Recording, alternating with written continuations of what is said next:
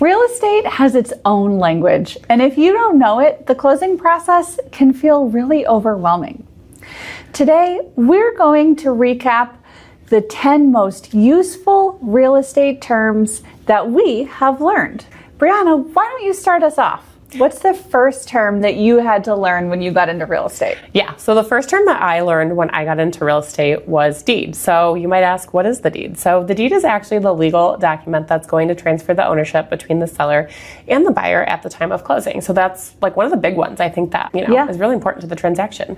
Absolutely. And on that topic, some other important terms and documents that you need to understand is mortgage. We throw around the term mortgage all the time, but that actually is a document as well. And that mortgage document is the document that the lender gives us, and the buyer is going to sign that document, and it gives the lender the ability to foreclose the home if the buyer doesn't pay. So if the buyer is getting a loan with the lender, they're using the property as collateral. Lender wants to see this mortgage signed, which gives the lender the authority to foreclose, which brings us to that second term, note. Usually we hear the terms note and mortgage together, but did you know they're actually two separate things? Oh. We usually sign both of them at closing. So the note is actually what the buyer is signing, showing that they have a personal responsibility to repay that mortgage. Yeah, so another term that kind of goes hand in hand with that is cash to close. So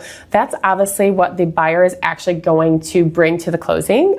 So that's going to factor in things like the purchase price, how much the loan is that you're taking out, any fees such as like realtor fees, title fees, all of those things will be factored in, and that is going to be your cash to close amount that you will actually physically like wire to the title company. And then something that's pretty similar to that one too that you'll hear a lot is clear to close.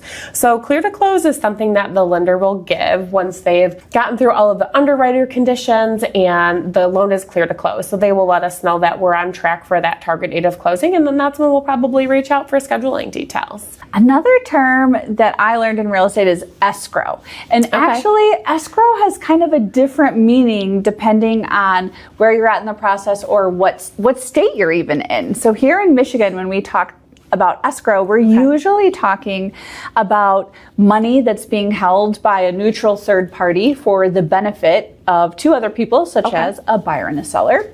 Right? So usually when we're talking about escrow, we're talking about a water escrow or something like that. But you know, more than money can be escrow. You can actually put documents in escrow. A neutral third party, like a title company, can hold your closing documents in escrow while they're waiting for something else to happen so that the property can be ready to be closed. Like maybe we're missing some money or something to that effect. So escrow is an important term to understand as well, because it may be a part of your closing process. Right. Gotcha.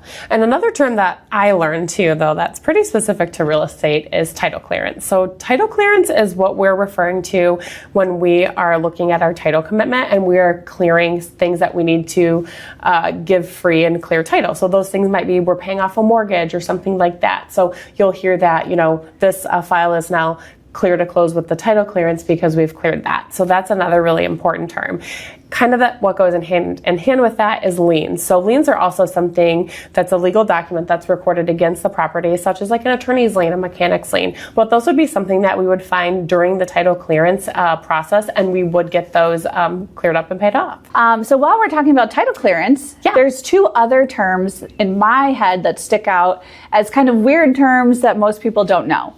And the first one is encumbrance, right? Because we're talking about title clearance, and sometimes you hear people say, oh, there's encumbrances on this property.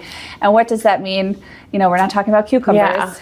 Encumbrances are really anything that is affecting someone's title. An encumbrance can be a lien, or it could be an easement, or it could be really anything that's recorded that affects that legal title.